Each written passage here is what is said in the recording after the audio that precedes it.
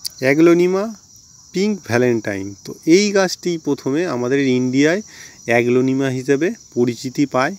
মানে সুন্দর গাছের মধ্যে অ্যাগলোনিমার তো প্রচুর গ্রিন ভ্যারাইটি, দেখুন এখানে যেরকম আছে প্রচুর ভ্যারাইটি আছে, এটা মিক্স ভ্যারাইটি। তো কিন্তু সবথেকে বেশি এবং সবথেকে সুন্দর, সবথেকে বুশি হয় এবং সবথেকে সহজ গাছ সেটা হচ্ছে অ্যাগলোনিমা রেড অথবা অ্যাগলোনিমা পিঙ্ক ভ্যালেন্টাইন। এই হিসেবেই আমাদের ইন্ডিয়াতে এটা বেশি পরিচিতি। এবং এই গাছগুলো দেখুন, এই শীতকাল পড়ছে, পাতাগুলো হালকা করে এরকম কুঁকড়ে যায়, কেননা এদের টেম্পারেচার যদি মোটামুটি 26, 27, 28 বা 20 পর্যন্তও থাকে, 25 পর্যন্তও থাকে, এরা কিন্তু খুব সুন্দর নর্মাল গ্রো করে। যখনই এরা 15-র নিচে টেম্পারেচারটা চলে যাচ্ছে, ঠান্ডা পড়ে যাচ্ছে, তখন কিন্তু এরা এটাকে সহ্য করতে পারে না। এই শীতকালের সময় এই গাছটি বেশি মারা যাওয়ার চান্স থাকে। আপনাকে একটু যত্ন নিতে হবে। যদি ব্যালকনিতে থাকে গাছগুলোকে আরেকটু যাতে কুয়াশা আরে না পড়ে সেইরকম ব্যবস্থা করতে হবে, বা যাতে আপনার একটু সারা দিনের হালকা যে সানলাইটটা সেইটা পড়ে সেই রকম জায়গায় রাখতে হবে। তাহলে কিন্তু গাছটি এই ধরনের কালার চলে আসবে। এবং এই গাছকে এই সময় একটু দেখে শুনে জল দিতে হবে। এবং এই ধরনের যখন ফুল আসবে, এই ফুলগুলোকে কিন্তু আমাদের রিমুভ করে দিতে হবে। এই যে দেখুন আমি কেটে দিলাম। তো এইভাবে কেটে দিলে তবেই কিন্তু গাছের হচ্ছে ডেভেলপমেন্টটা হবে, গাছের গ্রোথটা হবে, নতুন শুটস আসবে। যদি একবার ফুল এসে যায় তো ফুলেই সব এনার্জিটা ও অ্যাবজর্ব করে নেবে এবং গাছের গ্রোথটা একটু থমকে যায়। এই গাছের পাতাতেই মানান। দেখুন পাতাগুলো আরও যত শীত পড়বে তত কিন্তু আরও কালারফুল, আরও রেডিশ, আরও পিঙ্কিশ হয়ে যাবে। এবং এই গাছগুলোর মাটির কথা বলছি, দেখুন একদম হালকা।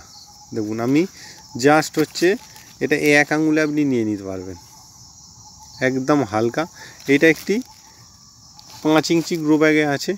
এবং এই ধরনের গাছ অ্যাকচুয়ালি সেলিং হয় বেশি এবং এতে আপনার ক্যারিং কষ্ট কম পড়ে, প্লাস হচ্ছে মানুষের নিয়ে যেতে খুব সুবিধা হয়। একটি ব্যাগের মধ্যে বা কুরিয়ারের মধ্যে এইসব গাছ কিন্তু ডেলিভারি করা খুব সহজ। তো এই গাছের মাটি সম্বন্ধে এবার আলোচনা করব। এই গাছটা কিন্তু ফাঙ্গাস লাগে।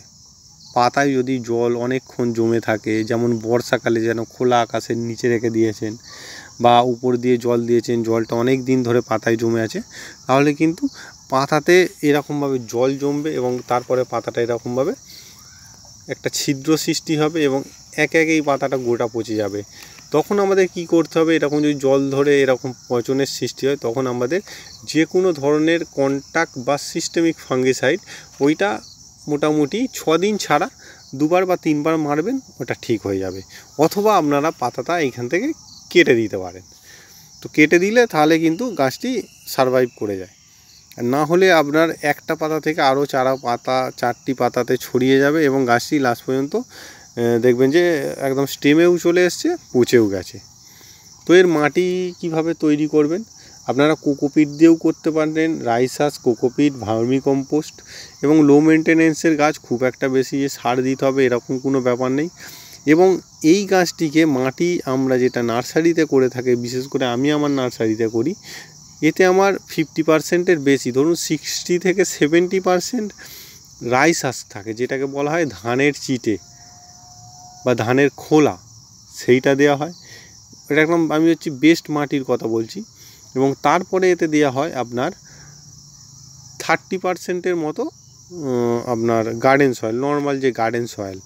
এরপরে আপনি পাতা পচা সার দিতে পারেন, গোবর সার দিতে পারেন, ভার্মি কম্পোস্ট, ওইটার কম্পোজিশন আপনি 10%ও রাখতে পারেন। বা এদিকে ধরুন 60% থেকে ওটা আপনি 50% যদি রাইসাস দেন, পাতা পচা সারটা 10% দিতে পারেন। একদম রকেট সায়েন্সের মতো যে একদম পুরো একেবারে মেপে মেপে দিতে হবে এরকম নয়। মোটামুটি আপনাকে একটা ঝুরঝুরে মাটি তৈরি করতে হবে যাতে রুট ডেভেলপমেন্টটা খুব ভালো হয়। রুট যতক্ষণ না ডেভেলপমেন্টের জন্য আপনার মাটি সুস্থ হবে, ততক্ষণ কিন্তু গাছও আপনার সুস্থ হবে না। আপনি যদি সুস্থ সবল খুব সুন্দর চাঙ্গা গাছ করতে চান, তাহলে কিন্তু আপনাকে মাটিটার উপরে জোর দিতে হবে।